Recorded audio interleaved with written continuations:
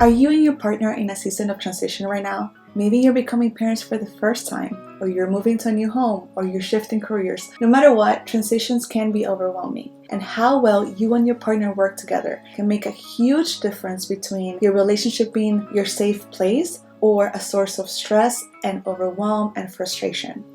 A survey of 7,000 US mothers revealed something very surprising. Nearly half of them reported that their husbands added more stress to their day than their kids. Now, this isn't about bashing men or saying that men are lazy and they don't do enough, but what this report highlights is the importance of working together in marriage, of working together as a team. Just because you have a partner, that does not mean that things are just gonna be less stressful, less overwhelming, that things are just gonna flow together. You have to be intentional in working together, learning how to navigate transitions as one team.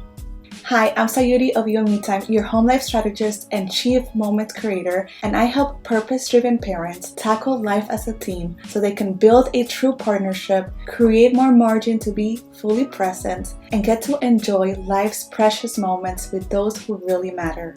So I want to start off with a quick story. So this year has been a year full of transitions for my family and I. We kicked off the year with the birth of our son Liam, who's almost going to be 10 months old, and he's so precious. We love him so much. So that's the biggest transition that we've gone through. But also, just a month ago, we moved away from family. So this has been the biggest move that my husband and I have done. But also, we've gone through many transitions with our daughter who's 4, Camila. We got her potty trained. Because we moved, she's going to a new school, new friends, new teachers. Basically, her whole world has changed. We've gone through lots of transitions, big and small this year. But what I have learned is that it's not the transition itself that sets the tone for your family, but really is the amount of preparation that you have ahead of time, how you and your partner set yourself up for success that will determine how supported or stressed you feel.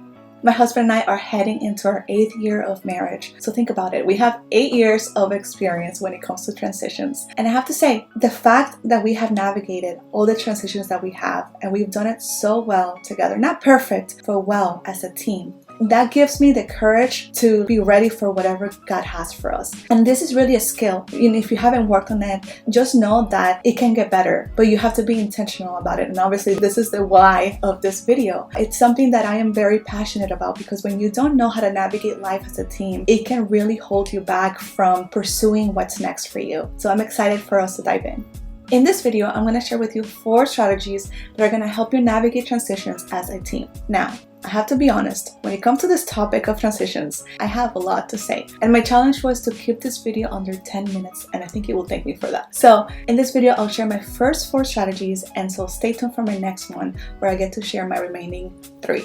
Strategy number 1 is to consider the transition with care. Question the transition. Why do you want to go on it? Is this the right timing for it? Giving yourself the space to do this can really prevent you from making the wrong decision. Now, I do have to say, it's not like there's always going to be a perfect time for you to get pregnant or for you to make that move. There are certain things that you just have to do, but just giving yourself that space can give you the confidence to say, you know what? Yes, it's going to be hard, but this is the right timing for it, because next year it's going to be the same thing. Now, you may decide, you know what? I'm going to hold off, and this is totally okay. This happened to me. I was pregnant with my son. I had a very rough pregnancy with him. I was caring for my daughter. I was taking care of my clients, taking care of the household. We just had a whole full life going on. And I just remember feeling the pressure and the overwhelm, because I'm just thinking to myself, how am I going to do all these transitions at once? One day I was just like, you know what? Let me practice what I teach. Let me consider all these transitions with care. And I decided to just hold off on all of them. The only transition that we're going to go on right now is the fact that our son is going to be coming in a few months. And my job is going to be to set our home life for success, to make sure that my daughter is adjusting well to the new baby, to our son. And then guess what? Our son was born. After a few months, we started with the transitions, and it was fine. It was perfect. I want you to do the same thing for yourself. Or you may decide, you know what? Let's go for it. We're excited. Let's do this. Let's create a game plan. But if you don't give yourself the time for it, you are just going to be rushing into transitions that maybe you shouldn't have, or maybe that it wasn't the right timing for it.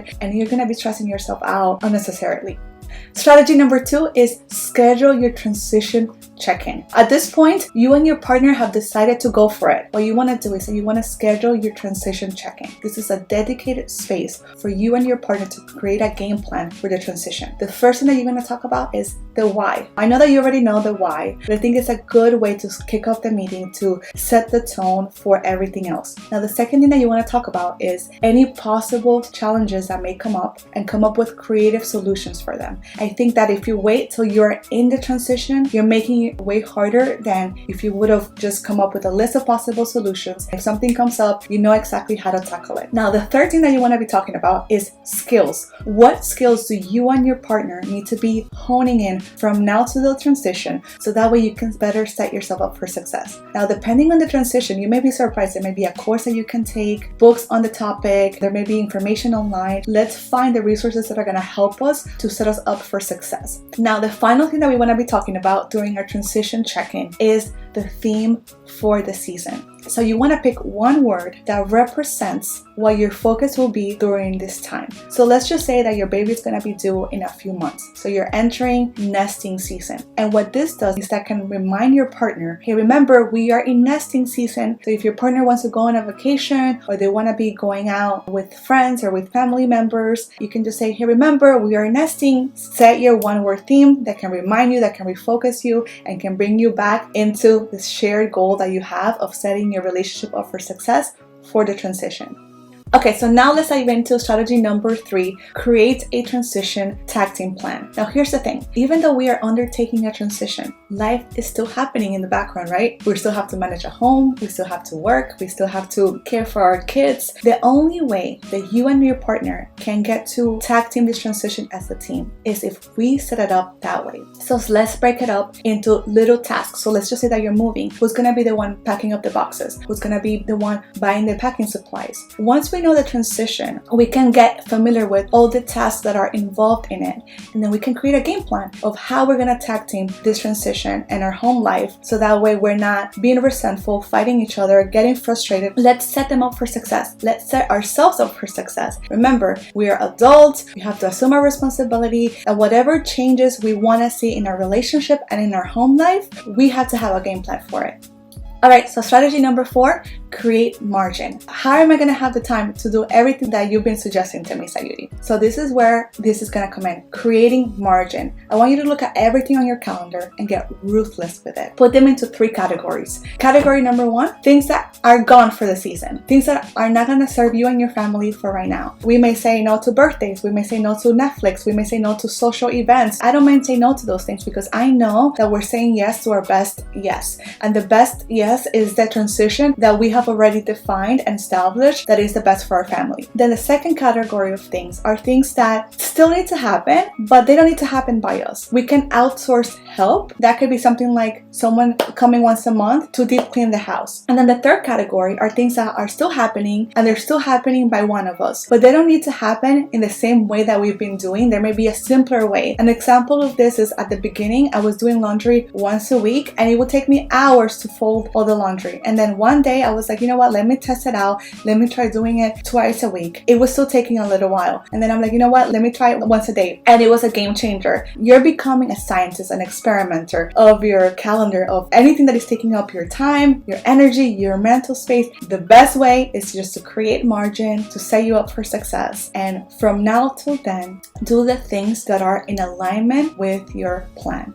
Alright, so there you have it, my first 4 strategies to help you navigate life transitions as a team. Now this is just the beginning, so stay tuned for my next video where I'll share with you my remaining 3 strategies. Now let's recap real quick what we learned in this video. Strategy number 1, consider the transition with care. Strategy number 2, schedule your transition check-in. Strategy number 3, create a transition tag team plan. And strategy number 4, create margin. Now I want to hear from you. What transition are you and your partner navigating through? Comment below and let me know. Now, do you need more support in helping you set your relationship up for success for a transition? Click below for ways on how me and you can work together in helping you set your marriage up for success and build a true partnership. Alright, there you have it. Now you know my first 4 strategies that are going to help you navigate any life transition as a team. Stay tuned for my next video where I'll share with you my remaining 3. Thank you so much for watching. Hit the like button, subscribe, and I'll see you on my next video. Bye!